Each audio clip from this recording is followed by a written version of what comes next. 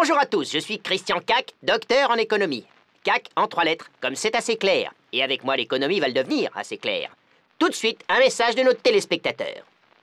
Au secours, mon pays a des dettes, ses dépenses publiques ont explosé. Tout le monde court dans les rues, j'ai peur qu'il fasse faillite, au secours. Cher ami, c'est normal d'avoir peur pour son pays. Mais un État ne fait pas faillite aussi simplement. Écoutez plutôt. C'est l'histoire d'Edgar Boll. Irlandais par son père, italo-espagnol par sa mère, il a acheté de nombreux titres d'État pour soutenir les pays de ses parents. Mais depuis quelques mois, les bourses s'affolent, et si ces pays font faillite, il a peur de tout perdre, même sa femme et son fils. C'est mon ami Georges Glaise, chasseur de dettes, qui s'est chargé de le rassurer. Un État peut-il faire faillite? Je t'arrête tout de suite, mon bonhomme. Ça sert à rien de courir dans tous les sens pour échapper à la réalité. Je vais pas attendre sur l'arbre que le vent de la crise économique balaye mes espérances. Arthur Rimbaud? Non, c'est de moi. Et je fais aussi de la poésie pour arrondir mes revenus. Dites, si l'Irlande, l'Espagne ou l'Italie font faillite, ça va être le chaos. Ouais. J'ai misé toutes mes économies sur eux.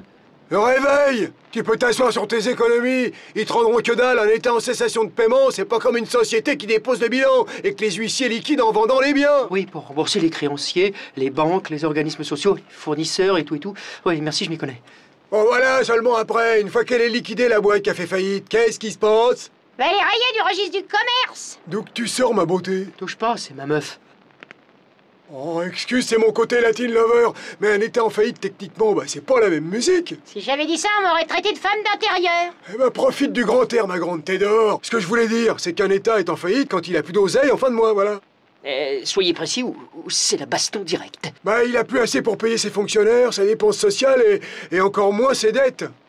Mais tous les pays ont des dettes.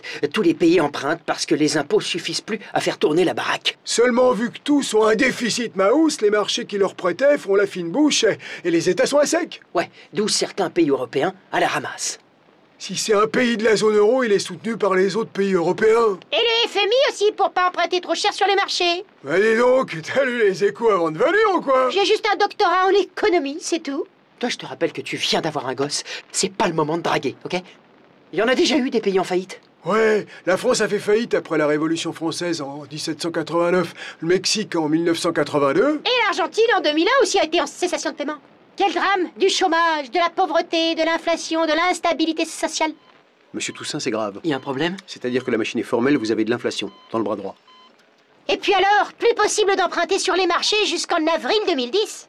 Moi, je peux plus emprunter que des pommes. Plus personne va me prêter de l'argent sur les marchés. Bon, là, faut que t'arrêtes d'étaler ta science devant tout le monde, ça la fout mal. Si l'Irlande, l'Italie et l'Espagne, dont je détiens les bons du Trésor, font faillite, comment je me rembourse? Je t'aurais bien dit d'aller saisir le Colisée à Rome, mais ça sert à rien, c'est une connerie.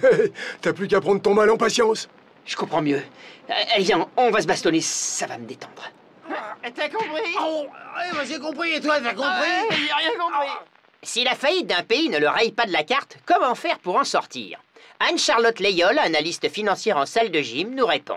On va pas tourner autour du pot. Petit 1, on dévalue la monnaie quand on a de la monnaie, mais ça on peut pas le faire dans la zone euro. Petit 2, on renégocie à la baisse la dette avec ses créanciers en colère. Petit 3, on ne demande plus d'aide extérieure, genre FMI, Europe, tout ça, et on fait museau.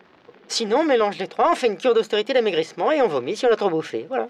Merci Anne-Charlotte. À chacun son régime.